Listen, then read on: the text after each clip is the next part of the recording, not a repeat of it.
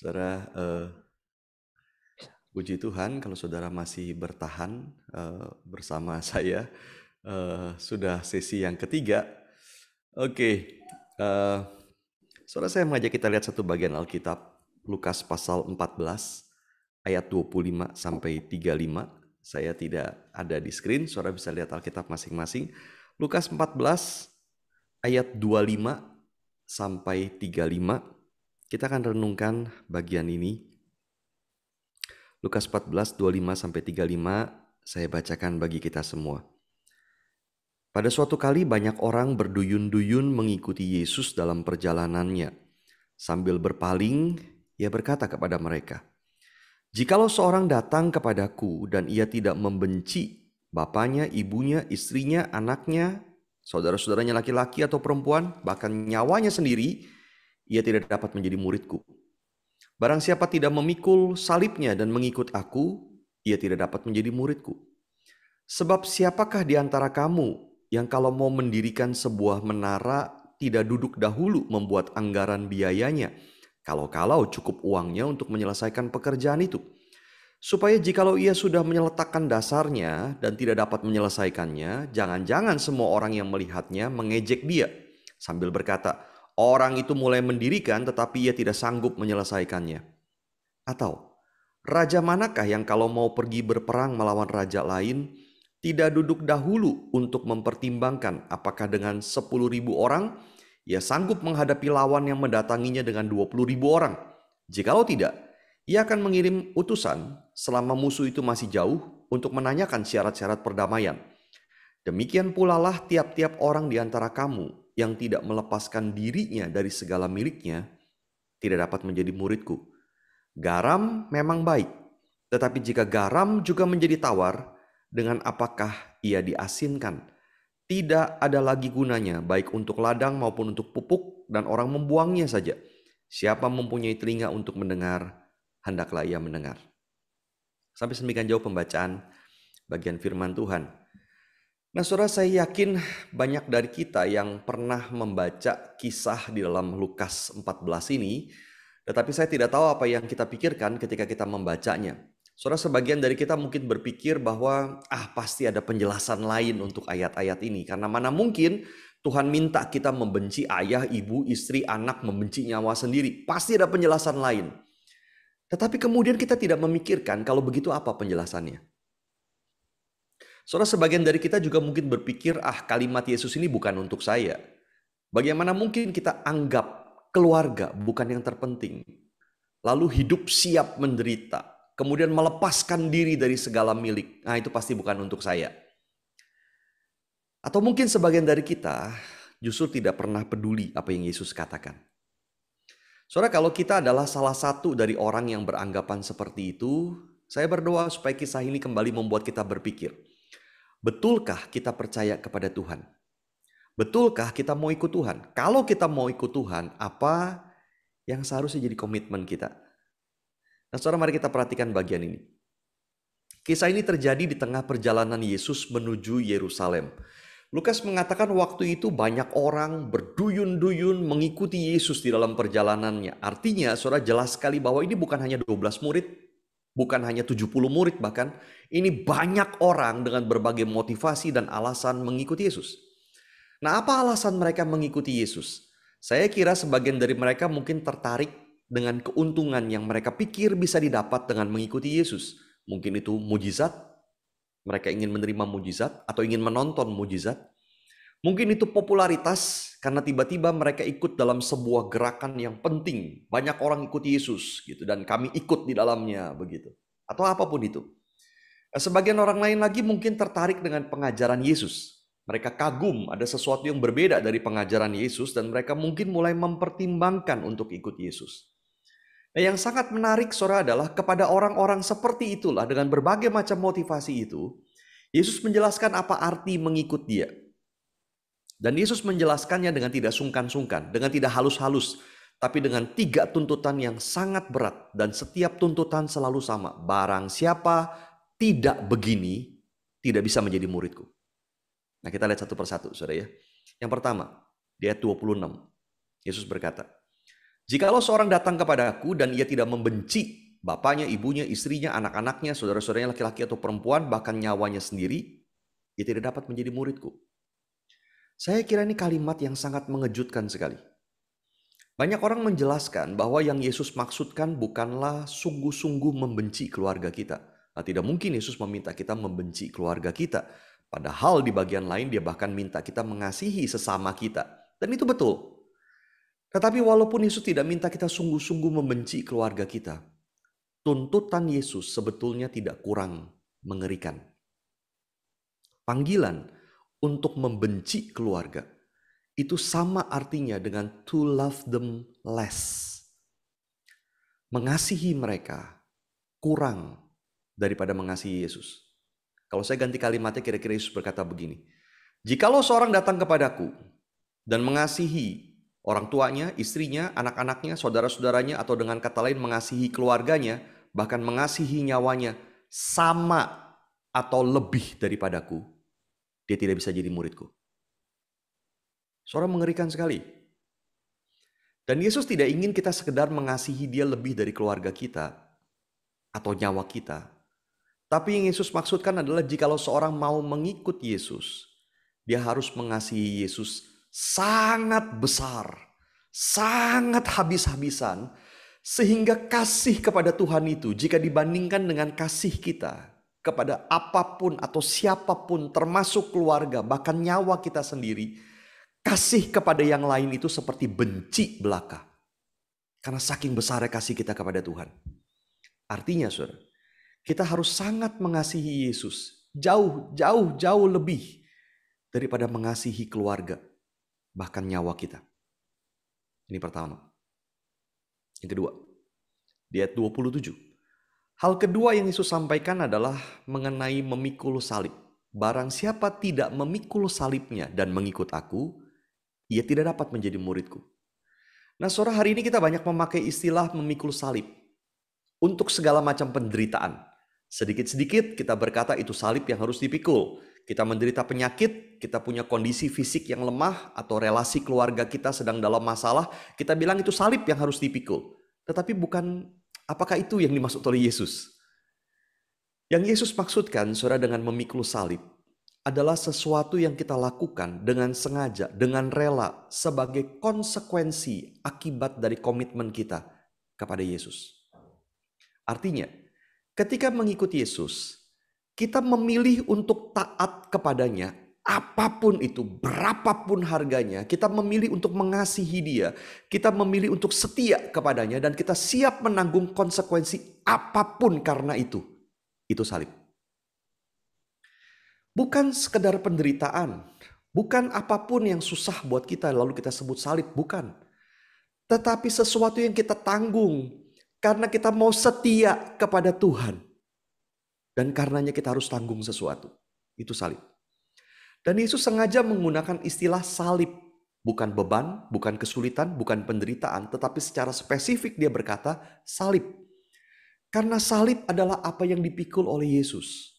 Dia ditolak, dia menderita, bahkan mati karena mengasihi kita. Maka ketika Yesus minta kita memikul salib, dia minta kita siap untuk ikut dia.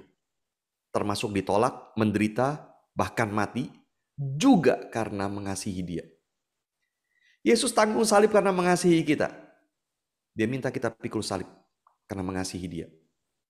Barang siapa tidak melakukan itu, kata Yesus, dia tidak bisa jadi muridku. Ini yang kedua. Yang ketiga, di ayat 33. Kalau yang pertama Yesus bicara soal mengasihi dia lebih dari keluarga, bahkan nyawa kita. Lalu yang kedua, Yesus bicara soal kesiapan memikul salib, yaitu konsekuensi ditolak, menderita, bahkan mati karena mengasihi dia.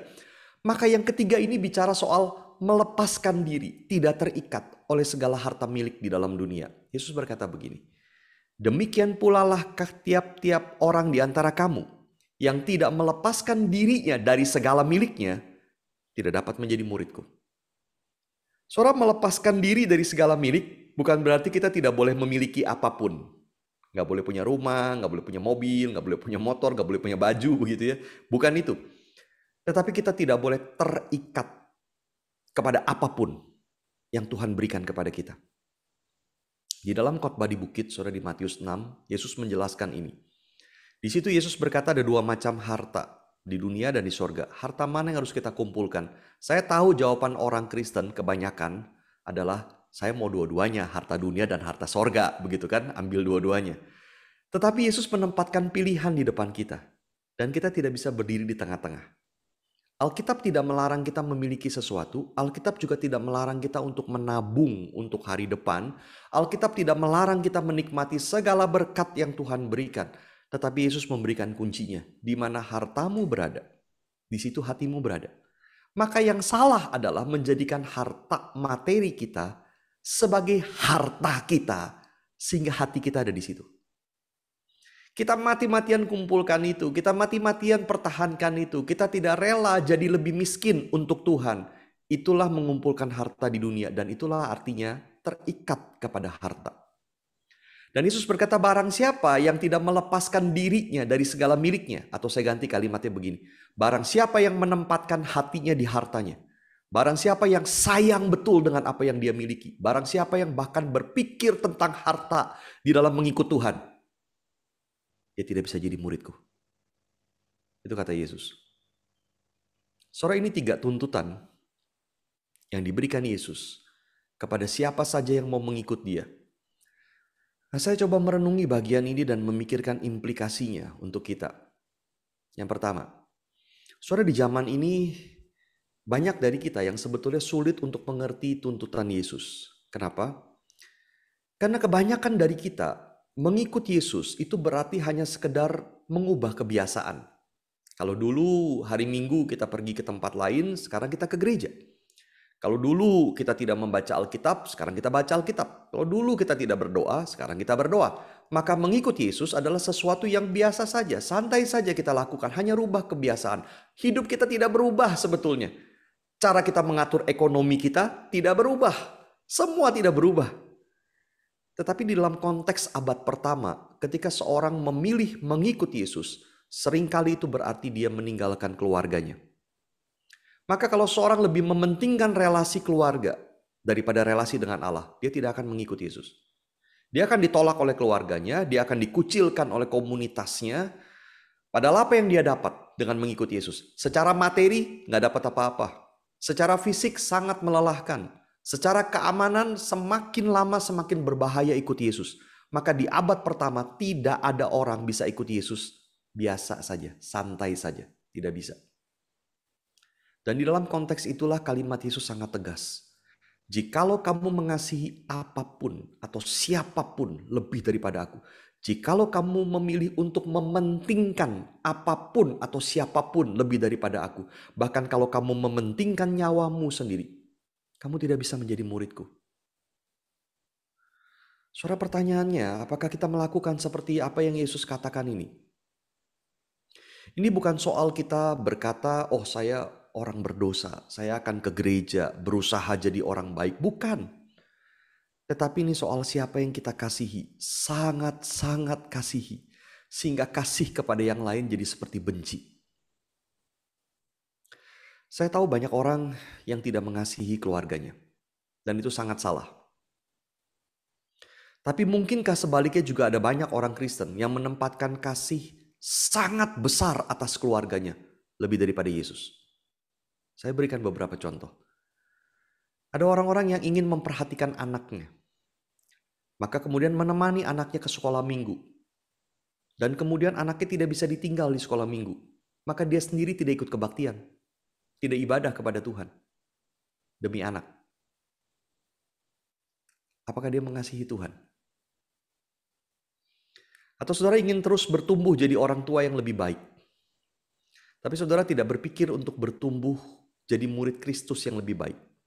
Saudara berusaha supaya relasimu dengan istri atau suami, anak-anak baik. Tapi karaktermu tetap sombong misalnya. Suka menjelekan orang, tidak penuh anugerah kepada orang lain. Hatimu tidak sepenuhnya cinta kepada Tuhan. Pertanyaannya, betulkah engkau mengasihi Tuhan lebih daripada keluargamu?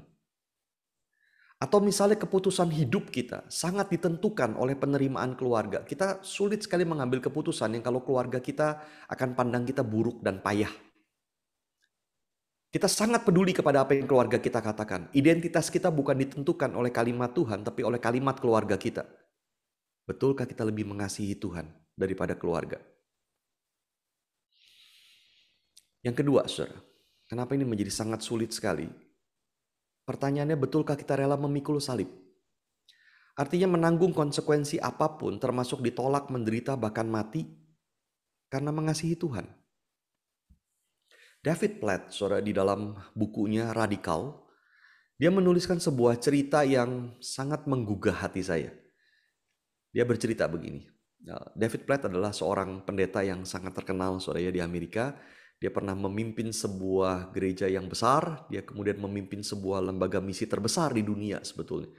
Nah, dia satu kali sedang berada di sebuah rumah di China, tempat para pemimpin gereja bawah tanah sedang berkumpul. Ruangannya remang-remang. Ada 20 orang kurang lebih dari berbagai gereja di daerah itu hadir dalam ruangan itu. Sebagian masih berkeringat, dia bilang, karena berjalan kaki beberapa kilometer, ada yang naik sepeda. Sebagian terlihat kotor. Mereka datang berbeda-beda jamnya supaya tidak menarik perhatian. Kalau ketangkap, mereka akan kehilangan tanah mereka, keluarga mereka, bahkan mungkin nyawa mereka. Mereka datang meresikokan hidup mereka ke sana. Lalu David Platt mulai mendengar cerita mereka satu persatu. Satu orang cerita, beberapa jemaat di gereja saya diculik oleh sebuah bidat. Bidat ini menculik orang Kristen, membawanya ke tempat sepi, lalu menganiaya mereka. Beberapa bahkan dipotong lidahnya. Sambil dia cerita bahaya yang dihadapi oleh gerejanya itu. Dia menangis. Lalu dia minta didoakan. Dia berkata, aku perlu anugerah Tuhan memimpin gerejaku di tengah serangan seperti ini. Seorang lain lagi cerita. Beberapa jemaat gereja saya diperingati oleh polisi. Kalau berani terus berkumpul belajar Alkitab, mereka akan kehilangan semuanya. Lalu dia minta didoakan. Aku perlu tahu bagaimana memimpin gerejaku mengikut Kristus. Sekalipun harganya adalah mereka akan kehilangan segalanya. Bagaimana memimpin jemaat di tengah keadaan begini? David Platt melihat sekeliling, 20-an orang ini, masing-masing dengan ceritanya, dan semua orang berdoa. Semua berlutut dengan muka di tanah, lalu mereka menangis kepada Tuhan. Dan David Platt bilang begini, tidak ada kata-kata indah di dalam doa mereka. Dia tanya kepada penterjemahnya, semua kata-kata mereka berupa pujian, permohonan dari dalam hati. Tuhan, terima kasih untuk cintamu. Tuhan, kami perlu Engkau. Yesus, kami berikan hidup kami bagimu. Yesus, kami percaya kepadamu, dan seterusnya. Sekitar 1 jam mereka berdoa begitu. Pelan-pelan mereka bangkit. Lalu David Platt melihat sisa-sisa air mata itu di lantai. Di dalam beberapa waktu selama dia di China itu, dia bertemu dengan beberapa orang lagi.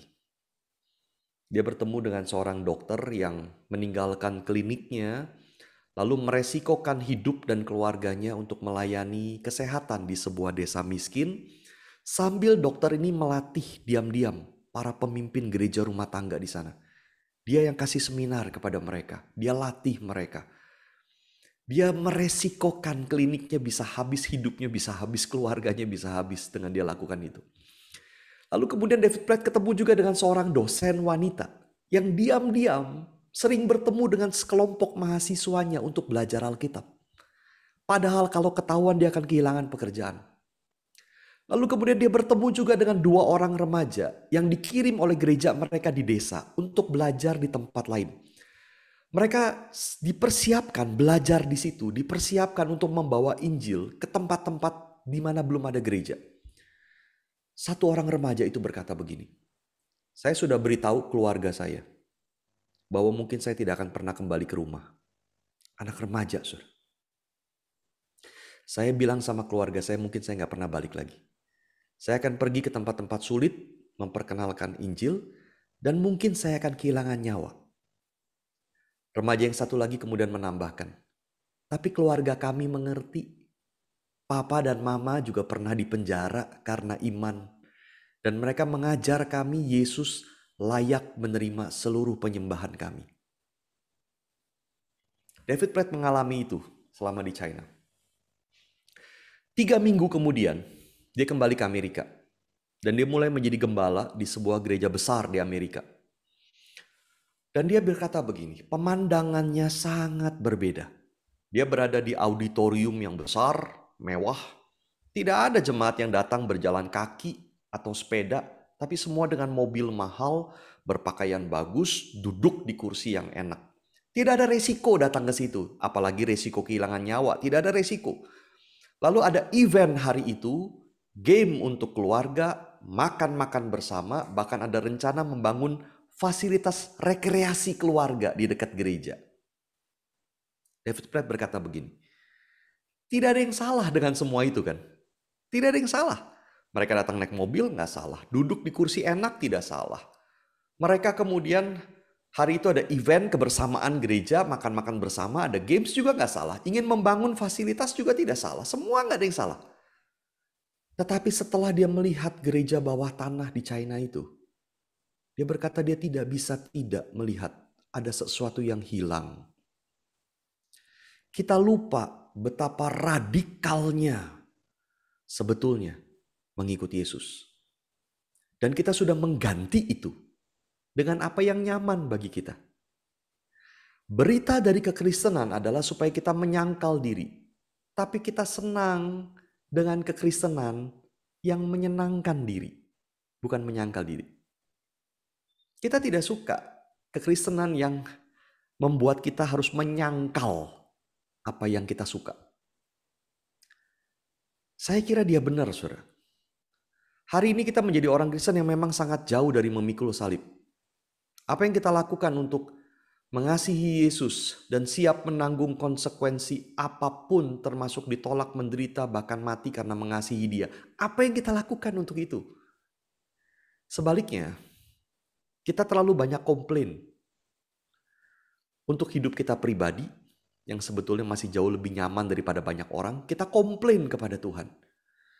Komplain tidak bisa makan di restoran ini, tidak bisa makan di restoran itu. Komplain tidak bisa jalan-jalan. Saudara, apa sebetulnya? Juga untuk gereja, kita komplain terus untuk hal-hal yang tidak sesuai dengan kemauan kita. Kita mau kalau parkir dilayani, kita mau kebutuhan kita cepat dikerjakan oleh gereja, kita komplain kalau hamba Tuhan kurang melayani, kita mau pelayanan ini dilakukan, kita mau program itu ada, dan seterusnya. Apa yang kita lakukan untuk mengasihi Yesus dan siap menanggung konsekuensi apapun, termasuk ditolak, menderita, bahkan mati karena mengasihi Dia? Apa yang kita lakukan? Dan di tengah-tengah 3 tuntutan ini, sebelum Yesus menyampaikan tuntutannya yang ketiga, di ayat 33 tadi itu, dia memberikan 2 perumpamaan yang intinya sebetulnya sama. Perumpamaan yang pertama yang Yesus sampaikan adalah perumpamaan tentang mendirikan menara. Dia berkata begini, siapa di antara kamu yang kalau mau mendirikan sebuah menara tidak duduk dahulu membuat anggaran biayanya, kalau cukup uangnya menyelesaikan pekerjaan itu, supaya jangan sampai dia sudah meletakkan dasar lalu tidak sanggup menyelesaikannya dan semua orang kemudian mengejek. Perumpamaan kedua adalah tentang berperang. Raja mana yang kalau mau pergi perang tidak mempertimbangkan dulu, hitung-hitung dulu apakah dia sanggup untuk menang. Kalau dia udah pasti kalah, kirim aja utusan berdamai. Saudara, kedua perumpamaan ini menyampaikan pertanyaan begini, siapa di antara kamu? Raja mana? Dan jawaban keduanya sama, tidak ada. Tidak ada orang sembarangan membangun tanpa hitung biaya. Tidak ada raja berperang tanpa mempertimbangkan dulu kekuatannya. Maka Yesus memperingatkan kita begini, duduk dulu, hitung dulu, pikir dulu, pertimbangkan dulu komitmen dan harga untuk menjadi muridku. Dan Yesus mengucapkan ini bukan kepada para murid, tetapi kepada banyak orang yang tertarik kepada Dia. Nah, saya tidak tahu apa yang dulu membuat saudara mau percaya kepada Yesus dan menjadi orang Kristen. Kalau waktu itu, ini yang disampaikan kepada saudara, masih maukah saudara jadi orang Kristen? Yesus tidak sedang mengusir orang yang mau menjadi muridnya. Dia nggak usir. Tapi Yesus sedang menegur orang yang mau ikut Dia tanpa pernah berpikir bahwa mereka harus tunduk sepenuhnya. Yesus mau menegur orang yang berpikir ikut Yesus itu gampang, enak, dan hanya itu yang dia pengen. Kepada orang-orang seperti itu Yesus berkata, hitung dulu harganya. Engkau bukan ikut siapa-siapa, engkau sedang memutuskan ikut Allah. dan dia layak untuk menerima seluruh hidupmu. Dan bagian ini saudara ditutup dengan perumpamaan lagi, yaitu tentang garam di 2 ayat yang terakhir, ayat 34 dan 35. Garam memang baik, tapi jika garam juga menjadi tawar, dengan apa dia diasinkan? Saudara, garam murni itu tidak mungkin kehilangan keasinannya. Tetapi Yesus menggunakan gambaran garam yang ditemukan di sekitar Laut Mati, yaitu garam yang bercampur dengan mineral lainnya. Nah, ketika garam seperti itu basah, menguap, maka yang tersisa hanyalah mineral lainnya itu. Dia kehilangan keasinannya, dan ketika itu terjadi, dia tidak mungkin diasinkan lagi. Lalu apalagi gunanya? Yesus berkata ia tidak berguna, bahkan untuk ladang maupun untuk pupuk. Betul-betul tidak ada gunanya lagi. Saudara, peringatan ini adalah untuk murid Yesus yang tidak menjalankan komitmen sebagai murid, tidak menjalankan panggilannya. Mereka kehilangan keasinannya dan tidak ada gunanya untuk Allah. Tidak ada gunanya. Maka saya setuju dengan sebuah kalimat dari seorang penafsir Alkitab. Dia berkata begini, di dalam menuntut komitmen, Yesus tidak minimalis ala kadarnya. Secukupnya aja. Sesuka-sukanya aja. Enggak. Di dalam menuntut komitmen, Yesus sama sekali tidak minimalis. Pertanyaannya saudara bukan begini. Berapa yang cukup untuk saya berikan kepada Tuhan? Bukan. Pertanyaannya adalah berapa yang layak Allah terima? Semuanya. Sebagai diaken di gereja, sebagai para pemimpin gereja, saya ingin maju satu langkah lagi dengan berkata kepada saudara begini. Jangan kerjakan yang tidak terlalu dibutuhkan di dalam kerajaan Allah. Tapi mari pikirkan kerajaan Allah, pekerjaan anggur. Orang bertobat, percaya, bertumbuh, dikuatkan, dilatih dengan firman dan doa. Untuk pekerjaan itu, demi kerajaan Allah, saudara menjalankan komitmen sebagai seorang murid Kristus, sebagai seorang diaken, sebagai seorang pelayan Tuhan. Dan untuk itu, saudara rela korbankan apa saja. Tapi jangan kemudian saudara mengerjakan hal-hal yang lain, lalu berkorban untuknya. It's not worth it.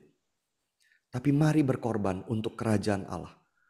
Untuk supaya lebih banyak orang percaya. Untuk lebih banyak orang berubah hidupnya. Untuk banyak orang yang kemudian mengenal Tuhan lewat firman.